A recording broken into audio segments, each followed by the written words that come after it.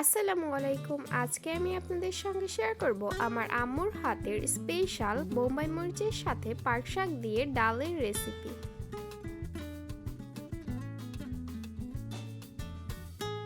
রেসিপিটি তৈরি করার জন্য এখানে আম্মু প্রেসার কুকারে 1.5 কাপ খেসারির ডাল নিয়ে নিয়েছে।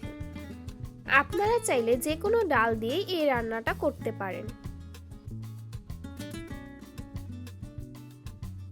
এবার 1 কাপ পরিমাণ পানি দিয়ে প্রেসার কুকারে 2-3 বার সিটি দিয়ে ডালগুলোকে সিদ্ধ করে নিতে হবে।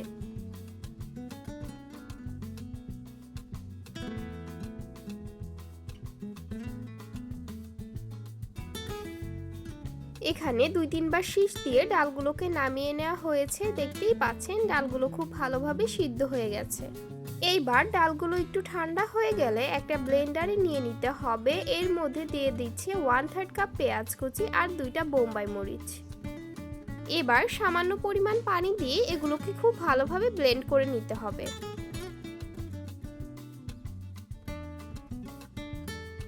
এই পর্যায়ে ডালগুলোকে খুব ভালোভাবে ব্লেন্ড করে নেওয়া হয়েছে।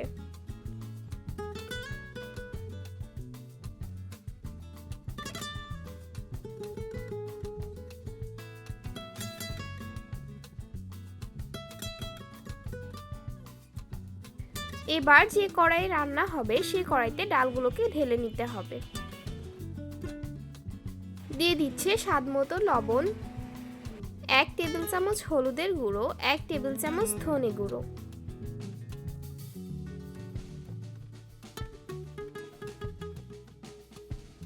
এইবার এর মধ্যে দিয়ে দিচ্ছে পরিমাণ মতো পানি। আপনারা ডালটাকে যতটুকু পরিমাণ ঘন রাখবেন সেই পরিমাণ অনুযায়ী পানি দিয়ে নিতে হবে। এইবার সবকিছু খুব ভালোভাবে মিশিয়ে নিতে হবে।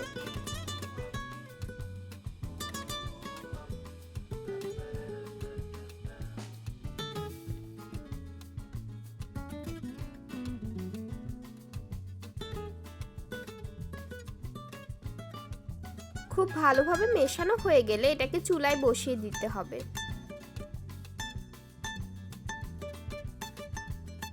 এবার বলক আসার আগ পর্যন্ত ডালটাকে খুব ভালোভাবে রান্না করে নিতে হবে। এই পর্যায়ে একটা বোম্বাই মরিচ কুচি দিয়ে দিয়েছে। আপনারা ঝালের পরিমাণটা একটু বুঝে দিবেন, কারণ ব্লেন্ড করার সময় 2টা বোম্বাই মরিচ দেওয়া হয়েছিল। এই পর্যায়ে বোম্বাই মরিচ কুচিটা দিলে ডাল থেকে খুব ভালো একটা ফ্লেভার আসবে। আর যারা একদমই ঝাল খেতে পারেন না তারা চাইলে বোম্বাই মরিচটা স্কিপ করতে পারেন। এখানে আম্মু পাট শাকগুলোকে খুব ভালোভাবে বেছে ধুয়ে পরিষ্কার করে নিয়েছে। এবার শাকগুলো ডালের মধ্যে দিয়ে দিবে।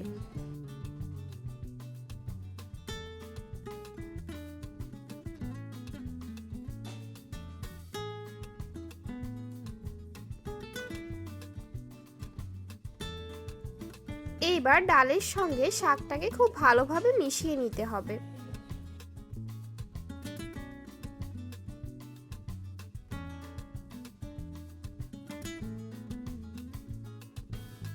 এইবার ডালটাকে বাগার দেওয়ার জন্য এখানে 1/3 কাপ পেঁয়াজ কুচি, 2 টেবিল চামচ রসুন কুচি দিয়ে দিয়েছে। এবার দিয়ে দিচ্ছে 2টা তেজপাতা, দিয়ে দিচ্ছে 1 চা চামচ জিরা। এবার সবগুলোকে বাদামি রং করে ভেজে নিতে হবে। বাদামি রং হয়ে আসলে এগুলোকে ডালের মধ্যে ঢেলে দিতে হবে। এই পর্যায়ে কিন্তু বোম্বাই মরিচ দিয়ে পাট শাকের ডালটা একদম তৈরি হয়ে গেছে। এই রেসিপিটা যে কি মজার, আপনারা একবার বাসায় তৈরি না করে খেয়ে বুঝতে পারবেন না। শুধুমাত্র এই রেসিপিটা দিয়েই 1 প্লেট ভাত অনায়াসেই শেষ হয়ে যাবে। পাশে থাকা অন্য তরকারির দিকে আর কেউ তাকাবেই না। যদি আম্মুর হাতের আজকের এই রেসিপিটি আপনাদের কাছে ভালো লেগে থাকে তাহলে অবশ্যই লাইক কমেন্ট করতে ভুলবেন না।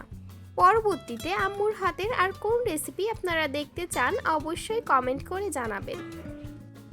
যারা আমার চ্যানেলে নতুন তারা চ্যানেলটিকে সাবস্ক্রাইব করে চ্যানেলের সাথেই থাকবেন, আর যারা আমার পেজে নতুন তারা পেজটিকে ফলো দিয়ে রাখবেন।